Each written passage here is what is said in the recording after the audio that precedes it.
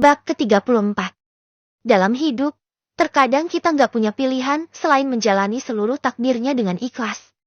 Karena sesungguhnya, tak ada manusia yang benar-benar baik-baik saja di dunia ini. Semuanya sedang berjuang dengan ujiannya masing-masing. Ada yang diuji dengan orang tuanya, kesehatannya, ekonominya, anak keturunannya, pekerjaannya, dan masih banyak ragamnya.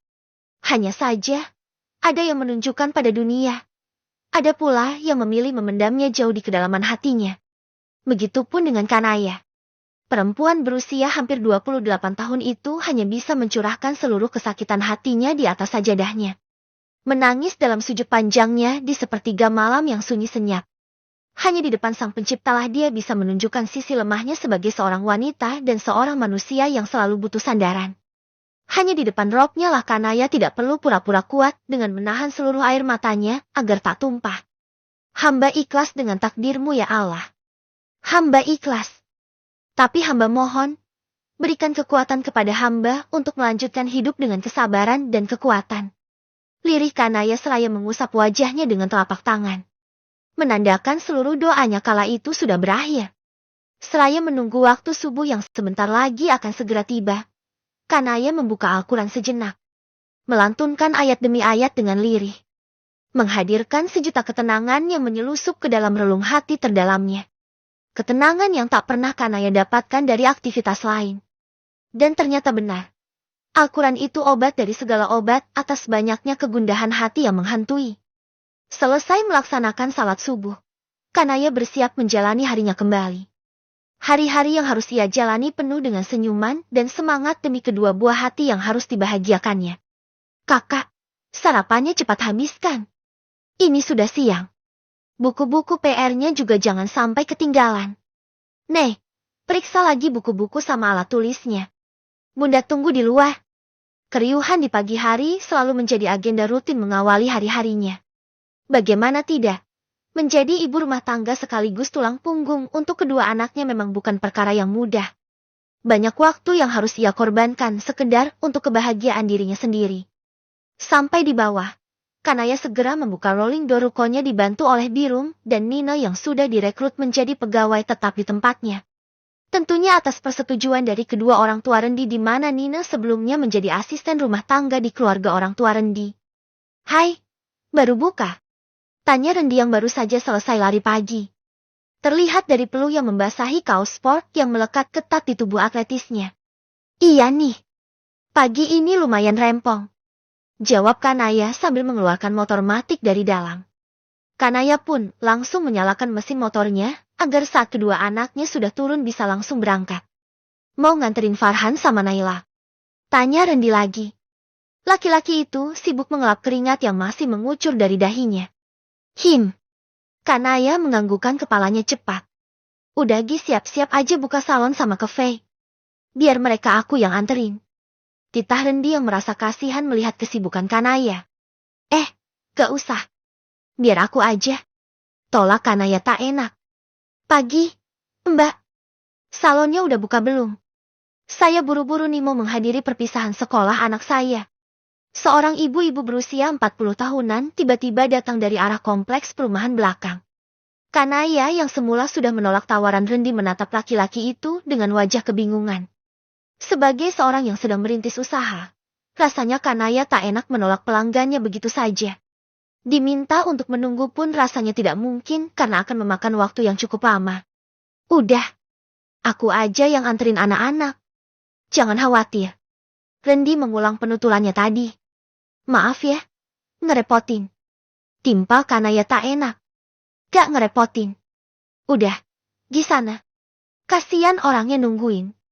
Aku mau ganti baju dulu sebentar. Balas Rendi seraya berjalan cepat menuju tempat tinggalnya. Pun dengan Kanaya yang segera menghampiri ibu-ibu tersebut dan langsung melayaninya sebaik mungkin. Kakak, Naila, sekolahnya diantar Om Rendi. Ya, Bunda tanggung ada pelanggan dulu. Kata Kanaya saat melihat kedua anaknya turun. Tak ada nada protes dari Farhan juga Naila. Keduanya hanya mengangguk lalu mencium punggung tangan Kanaya bergantian. Kedekatan Farhan dan Naila bersama Rendi akhir-akhir ini membuat keduanya tak canggung lagi setiap bepergian bersama sahabat dari ibunya tersebut. Sudah siap anak-anak? Tanya Rendi antusias saat Farhan dan Naila sudah duduk di jok motornya. Sudah. Farhan dan Naila kompak menjawab. Let's go. Timpal Rendi bersemangat lalu mulai melajukan motornya pelan. Kanaya yang memperhatikan sebentar hanya melambaikan tangan dari balik pintu kaca salonnya. Suaminya ya? Mbak? Tanya wanita yang rambutnya sedang ditata sedemikian rupa itu. Bukan, Mbak. Hanya teman. Kebetulan ruko kita sebelahan.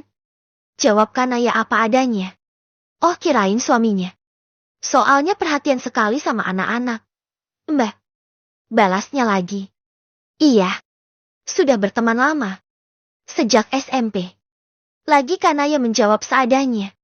Memang suaminya kemana? Mbak. Wanita yang masih cantik di usianya itu terlihat makin penasaran. Kebetulan kami sedang dalam proses perpisahan. Dia mau menikah lagi. Kanaya kembali menjawab sejujurnya. Agar justru tak menjadi fitnah untuk dirinya sendiri. Ya ampun. Yang sabar ya, Mbak. Laki-laki emang gitu. Kalau lagi susah aja istri yang nemenin. Giliran udah mapan. Sukses. Mulai deh nyari yang lain. Heran sekali sama laki-laki seperti itu. Padahal, orang baru belum tentu lebih baik dari orang lama. Beda istri beda rejeki itu benar loh. Sudah banyak contoh dari pengalaman orang-orang sekitar. Panjang lebar wanita itu berujar. Nada suaranya terdengar ikut geram atas apa yang menimpa Kanaya. Gak apa-apa, Mbak. Insya Allah saya ikhlas.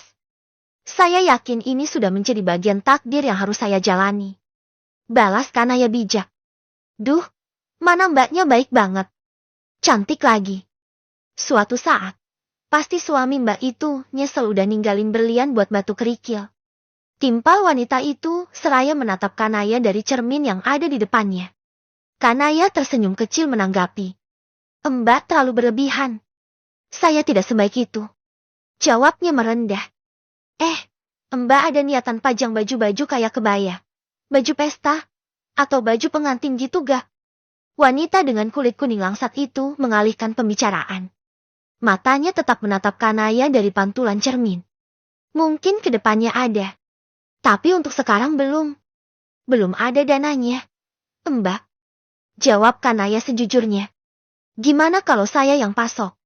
Saya punya teman yang punya penyewaan baju-baju seperti itu. Apalagi sebentar lagi ramai acara-acara kelulusan, wisuda, dan sebagainya. Kan lumayan. Tawar wanita itu antusias. Masya Allah. Terima kasih banyak, Mbak. Boleh juga tawarannya. Hanya saja, mungkin belum bisa dalam jumlah banyak. Soalnya tempatnya sempit.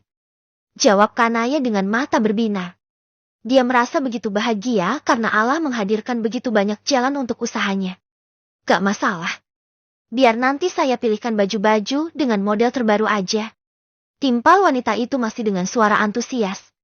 Mereka pun akhirnya terlibat obrolan panjang selama proses pendandanan. Hingga setelah 1 jam lamanya, semua proses itu selesai. Duh cantik banget. Suka tampilannya. Kekinian. Gak melulu disanggul. Puji wanita itu sembari memindai penampilan di depan kaca. Alhamdulillah kalau suka. Bisa bantu rekomendasikan pada teman-teman atau keluarga mbaknya mungkin. Timpal Kanaya seraya mengulum senyum. Ikut bahagia melihat wajah puas dari sang pelanggan. Tentu saja. Kalau gitu saya permisi. Suami saya sudah menunggu.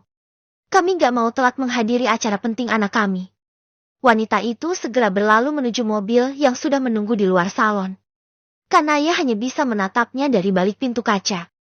Senyumnya tiba-tiba ikut muncul saat melihat sang suami dari wanita itu membukakan pintu mobil untuk sang istri. Rasa kagumnya selalu saja muncul setiap kali melihat pasangan yang masih saling setia mendampingi meski usia mereka tak lagi muda. Kanaya hanya bisa menghela napas panjang saat menyadari bahwa keharmonisan rumah tangga itu tak bisa ia pertahankan bersama sang suami kini. Namun, Kanaya berharap semua itu bisa terrealisasi di masa yang akan datang. Meski entah dengan siapa. Kanaya menggeleng cepat. Dia segera mengenyahkan pikiran-pikiran buruk yang bisa mempengaruhi mood harinya. Ia kembali mencoba menarik kedua sudut bibirnya agar melengkungkan senyuman, lalu ikut berbaur bersama Birum yang sibuk di kafe mininya. Selain itu, Kanaya juga disibukkan dengan menyiapkan pesanan Teguh yang harus disiapkan setiap harinya. Meski setelah ia melihat keberadaan Teguh di rumah sakit tempo hari, ia belum lagi bertemu dengan sosok laki-laki yang banyak membantu kemajuan perekonomiannya tersebut. Pak Teguhnya kemana? Ya, sudah lama tidak berkunjung ke sini. Tanya Kanaya pada sopir kantor yang membawa pesanan. Saya kurang tahu, Mbak. Pak Teguh juga jarang masuk kantor. Kadang datang sebentar tapi pergi lagi. Jawab laki-laki yang membawanya ke pesantren tempo hari. Kanaya mengangguk mengerti. Lalu membiarkan laki-laki itu berlalu pergi. Apa terjadi sesuatu pada wanita yang mengamuk di rumah sakit waktu itu? Pikir Kanaya. Kanaya kembali menggeleng cepat. Itu bukan urusanku. Malam ini, dalam kesibukannya mengemas sambal, Kanaya mendapati ponselnya berdering. Lekas ia bangkit lalu mencuci tangan. Tolong lanjutkan ya, Mbak. Saya angkat telepon dulu. Pinta Kanaya sopan pada Nina. Setelahnya ia mengambil ponsel yang masih menancap di colokan casan. Ibu. Gumamnya seraya menatap layar ponsel. Lekas Kanaya pun menggeser tombol hijau untuk mengangkat panggilan. Assalamualaikum, Bu. Sapa Kanaya ramah. Wajah kedua wanita beda usia itu muncul di layar ponsel masing-masing. Waalaikumsalam. Nei, kamu sama anak-anak gimana kabarnya? Tanya Halimah lembut. Raut wajah wanita parubaya itu nampak sedikit pucat padahal sudah sembuh dari sakitnya. Alhamdulillah sehat. Bu, ibu gimana? Kanaya balik bertanya. Ibu juga baik. Jawab Halimah dengan memaksakan senyuman. Sebenarnya ibu mau menanyakan sesuatu sama kamu. Nei. Iya. Bu, tanya aja. Timpal Kanaya dengan senyum ramahnya. Apa benar kamu mengizinkan Fahri untuk menikahi Aluna? Tanya Halimah terdengar hati-hati. Iya benar. Bu, Naya melihat tekad Mas Fahri sudah nggak bisa dihentikan. Daripada terjadi sesuatu yang buruk dan mengulang kesalahan di masa lalu, lebih baik Naya mengizinkannya. Lagi pula, Mas Fahri juga sudah memasukkan gugatan cerai kami ke pengadilan. Jawab Kanaya apa adanya. Ia pikir, tak perlu ada lagi yang ditutupi dari ibu mertuanya itu. Astagfirullah, Fahri. Senekat itu dia ternyata. Gumam Halimah dengan kekecewaan yang memenuhi raut wajahnya. Tadi Fahri memang datang ke sini. Dia meminta restu untuk pernikahannya. Dia mengatakan kamu sudah menyetujuinya. Tapi dia tidak mengatakan kalau sudah mendaftarkan perceraian kalian. Lanjut Halimah lesu. Hatinya sungguh sakit dan kecewa atas keputusan yang diambil sang putra. Gak apa-apa, Bu, itu sudah jadi pilihan hidup Mas Fahri. Naya ikhlas kok. Ibu juga harus ikhlas, ya. Timpal Kanaya berusaha tegar. Tapi ibu tidak bisa ikhlas. Ibu tidak bisa menerima menantu lain selain kamu. Nei, bagi ibu, kamu satu-satunya menantu ibu. Balas Halimah dengan air mata mulai merebak memenuhi mata tuanya. Maafin Naya ya, Bu, gak bisa mempertahankan rumah tangga ini dengan Mas Fahri. Maafin Naya. Air mata Kanaya ikut menetes. Bayang-bayang perceraian kini sudah semakin nyata di depan mata. Enggak, Nei. Kamu gak salah apa-apa. Kamu sudah berusaha memberikan yang terbaik. Balas Halimah. Keduanya pun terlibat perbincangan pilu dalam beberapa saat. Hingga Kanaya menyadari bahwa malam semakin larut. Ibu jangan banyak pikiran ya. Ibu fokus saja pada kesehatan ibu. Insya Allah Naya dan anak-anak juga baik-baik saja. Sekarang ibu cepetan istirahat. Ini sudah malam. Kata Kanaya lembut sebelum akhirnya mengakhiri panggilan. Meski malam semakin merangkak semakin larut, tapi Kanaya tak jua bisa memejamkan matanya. Sambil menunggu kantuk datang, Kanaya mengisi waktunya dengan berselancar di sosial media. Tangannya yang semula lincah menggulir, tiba-tiba berhenti saat melihat sebuah foto yang diunggah suaminya. Foto sepasang cincin yang sangat indah dengan caption. H2 menuju hari berbahagia. Meski kata ikhlas terus saja Kanaya gaungkan pada setiap perkataannya, namun tetap saja terasa ada yang tercabut dari dadanya saat membacanya. Periba dihujam ribuan pisau tajam secara bersamaan. Apa itu artinya pernikahan Mas Fahri dan Aluna akan dilangsungkan 2 hari lagi? Batin Kanaya pilu. Benar saja. Besoknya Fahri mengirim pesan pada Kanaya sekaligus mengingatkan akan kehadirannya. Pernikahan Mas dengan Kanaya akan dilangsungkan besok. Mas menagih janjimu untuk datang karena Mas sudah menepati janji untuk mendaftarkan gugatan kita. Mas tunggu jam 9 pagi di alamat ini. Tulis Fahri diakhiri alamat tempat akan dilaksanakannya akad nikah. Kanaya menghela napas panjang lalu mulai mengetik balasan. Baiklah. Aku akan datang. Balasnya singkat. Selain mengirim pesan pada Fahri, Kanaya juga mengirim pesan pada Amara yang sudah 2 hari ini tak datang ke tempatnya. Rah, besok temenin aku ke nikahannya Mas Fahri. Aku tunggu. Kirim. Tak berselang lama, balasan dari Amara masuk ke ponsel Kanaya. Gila. Beneran mau datang? Yang bener aja dong, balas Amara geram. Aku terlanjur berjanji. Pantang bagiku mengingkari janji yang sudah disepakati, balas Kanaya. Baiklah. Aku akan mengantarmu dengan senang hati, tulis Amara membuat Kanaya keheranan. Pasalnya, semula sahabatnya itu seolah keberatan tapi sekarang justru terlihat antusias. Pagi-pagi sekali, Amara sudah datang. Dia seolah begitu antusias untuk menghadiri pernikahan suami dari sahabatnya itu. Kamu datangnya kepagian. Protes Kanaya yang masih berdandan setelah mengantarkan kedua anaknya sekolah. Demi menghadiri pernikahan sang suami, Kanaya terpaksa menutup usahanya hari ini. Hanya pesanan catering yang masih dijalaninya. Itu pun diambil alih oleh Birum dan Nina. Daripada datangnya telat, kan? Jawab Amara dengan ponsel yang tak lepas dari genggamannya. Setelah selesai bersiap, kedua sahabat itu pun turun berbarengan. Lalu menghampiri mobil Amara yang terparkir di depan. Kamu terlalu nekat, Rah. Kata Rendi seraya geleng-geleng kepala. Gak apa-apa. Hatiku sudah terlanjur hancur.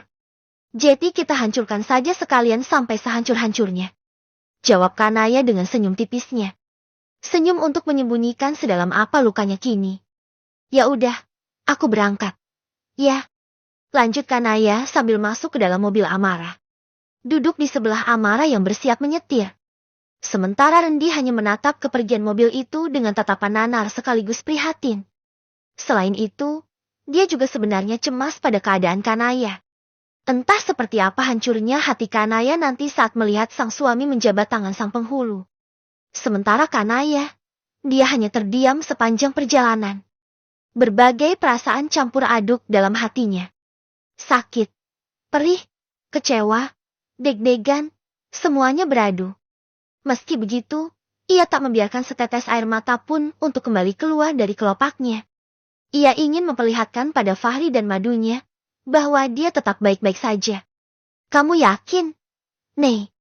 Amara kembali bertanya saat mobil sudah hampir berbelok ke tempat yang dituju. Kanaya mengangguk yakin.